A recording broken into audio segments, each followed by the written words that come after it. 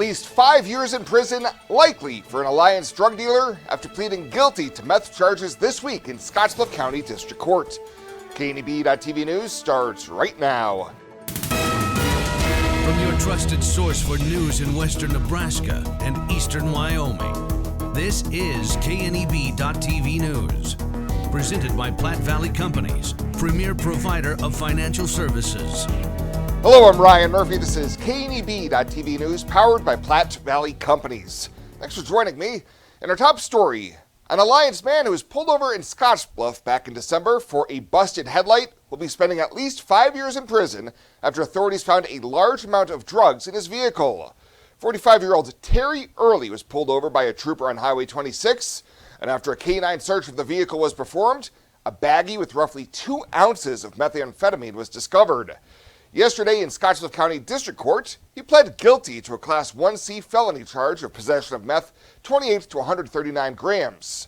In exchange for his plea, all other counts were dismissed, and he'll be back in court on October 20th for sentencing. The Banner County Volunteer Fire Department released all resources off the Coulter 2 fire yesterday afternoon, with the final size of the fire determined to be 46 acres. A media release said containment was at 95%, and the landowner will monitor it for the next few days with Banner County Fire, checking in as needed. The cause of the fire was determined to be a lightning strike from Sunday evening. In the release, Banner County Fire thanked all of the fire departments who assisted on this fire, saying the efforts put in allowed let them finish the incident in a shorter time and save as much grass as possible for the Coulter Ranch. We'll have more news right after this.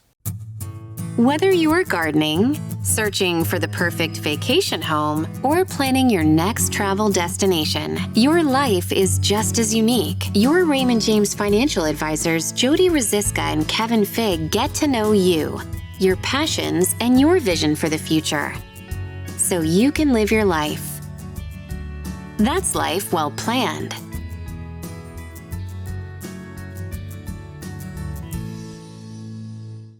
I imagined retirement in a place where we could enjoy our golden years, where adventure and friendship are the only items on the schedule.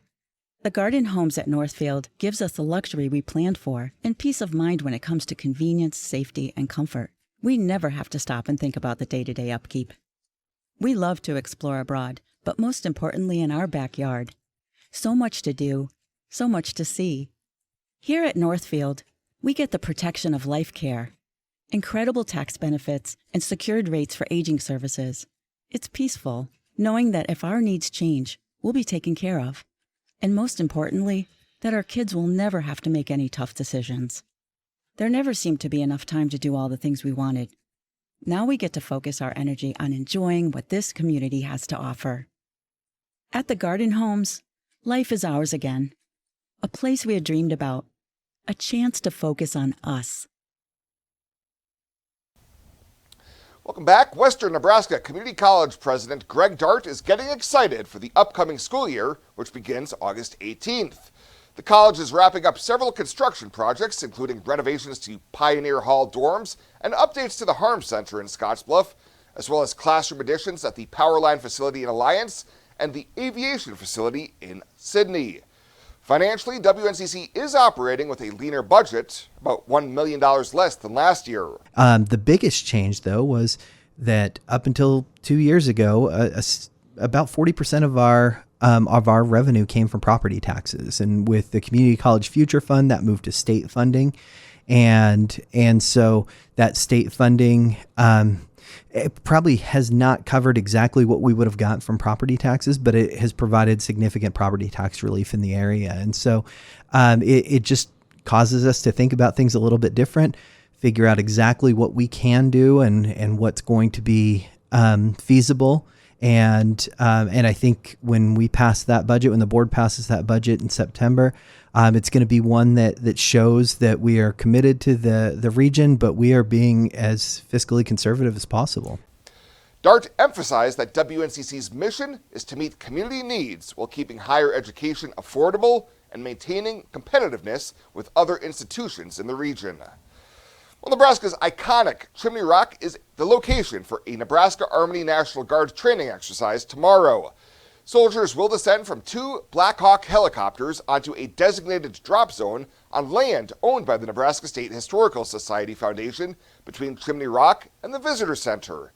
Paratroopers will complete their jumps, landing in a 650-yard by 300-yard area just south of the landmark that pioneers marveled at on their 19th century trek west.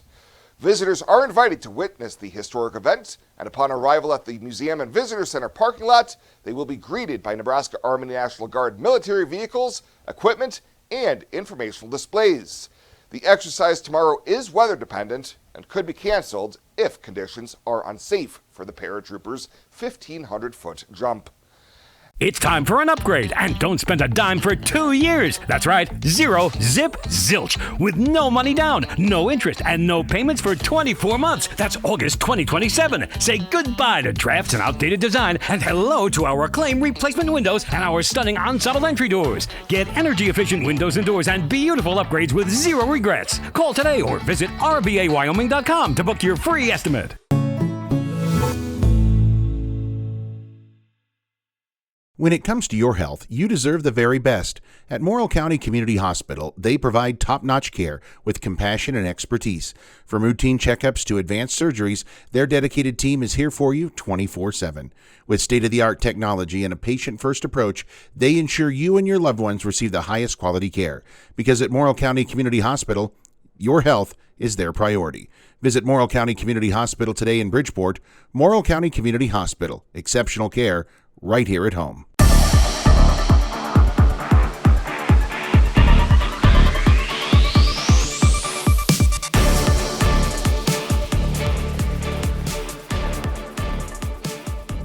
Our fall sports season team previews continue today with a pair of stops over in Gering from the last couple of days. We check in on the Bulldogs football and softball teams. Let's start on the gridiron. Gering last year put together a 6-3 record, which got the program back into the postseason, and they hosted that first-round playoff game as well. Head coach Danny O'Boyle says the success a year ago has ushered in a bit of a different feel for this year's camp and run-up to the season. You can definitely tell there's a sense of confidence within this group. We return a lot of guys from last year's team, a lot of guys that either started or played a heavy amount of varsity football. 7 guys for sure on defense, 7 guys for sure on offense, but then those other guys that are mixing in are guys that got a ton of varsity reps in games last year. So there's definitely a different sense of confidence with this group. Gering has some key returners off last year's team, including senior Bo Gable, who's set for a heavy workload no matter what position he plays or where he lines up. I'm going to be at the outside linebacker on defense, and then offense I'll be a little bit everywhere, slot, running back. And then just as a team goals, we're trying to obviously go back to the playoffs and maybe win a few games, shock some people, and just have some fun this year. Gable sorting through his college options right now. He's set for a big senior season. Also back, the key man at the quarterback position, that's senior Reese Knight. I mean, we got a lot of receivers come back, like Max Judy and Ayler Bell, and then we got Gabe Milton too, and then backs like Tyler Cape, Bo Gable, and Ethan Hernandez are going to be all big guys for us this year. Coach O'Boyle says the success of last year plus the amount of returning starters on the team has given them a leg up on preparations compared to years past. Yeah, the install has been the nicest thing because most of these guys have it. And so it's just making minor tweaks and stuff, whereas, at this point last year, we're still kind of taking baby steps, installing new schemes, and trying to get guys to understand it, be on the same page. So it's been a lot faster this year, it seems like, which has been a lot smoother for us. But this has been a great group of leaders so far because they're taking the young guys under their wing, and they're helping those young guys, and they're doing a really good job of leading by example. These guys are hustling in and out between drills, hustling to water, back from water, and so the young guys, especially the freshmen coming in, they see that that's the standard, and so they see that, and then, then it's going to be their job in turn in the next year or two to carry on that tradition and keep those standards alive. The Bulldogs will open their campaign on the 29th with a road game at Torrington. As for the Gering softball team, they're hoping for big things also this year. They're coming off a 19-win season last year. It's an interesting dynamic for Coach Zach Ostergaard right now, as they've lost program great Gabby Moreno, but returned nearly everyone else. Yeah, obviously a tough loss losing someone like Gabby, but, the best thing about this group of girls is they have a tough mindset as well. And, Gabby did a really good job last season of being a leader and stepping up for this group. And, now I have a few girls that are filling into that role themselves. And it's been a very smooth transition. Returning all those girls that got a lot of varsity experience should make that transition into this year a whole lot smoother. The Bulldogs have Jacelyn Brown back this season. She's now a 4-year starter, and she's hit near the top of the order for Gering really since day one of her time with the program. I'm not really thinking stat-wise. I just want to have a positive year, I guess. I want to be the teammate that everybody's wanting to be around. Obviously stat-wise I'd like to improve too, but I don't want to be too much pressure on myself too either. So I just want to have fun this year. Other key returners include Brody and Riley Luce, Danae Savala, and Ava Escamilla, among others. It really all starts in the circle at this level of softball, and sounds like Gering has some quality options at pitcher. Yeah, we're blessed with quite a few arms this year, and the best thing about last year is they were young and kind of inexperienced, but all of them got that varsity experience and got themselves ready for this year. Brody Luce really proved herself last year. Libby Baum as well. You'll see Olivia Ernst in the circle too, and even Danae. You can kind of expect her to get some appearances, if or when we need her. So we just got a lot of options, and we'll kind of get a feel for how the game's going, and all 4 of those girls will be ready at any time. The softball season for Gering starts next weekend. Stay tuned for more fall camp reports here on KNEB.TV, the website, and on air.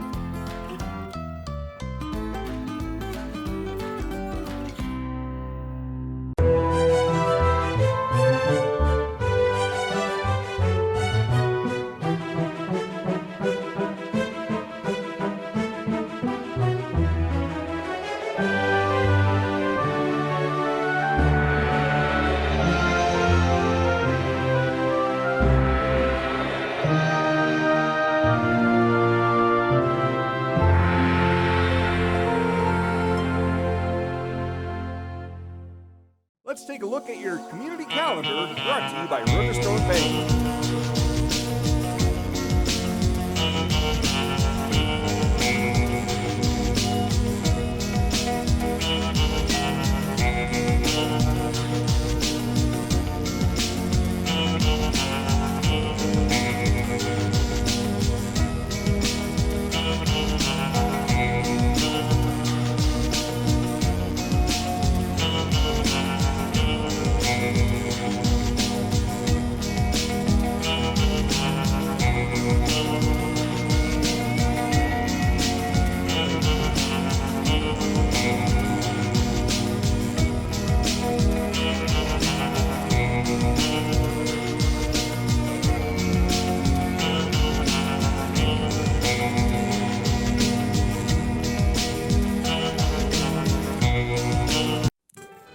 The community calendar is brought to you by Riverstone Bank.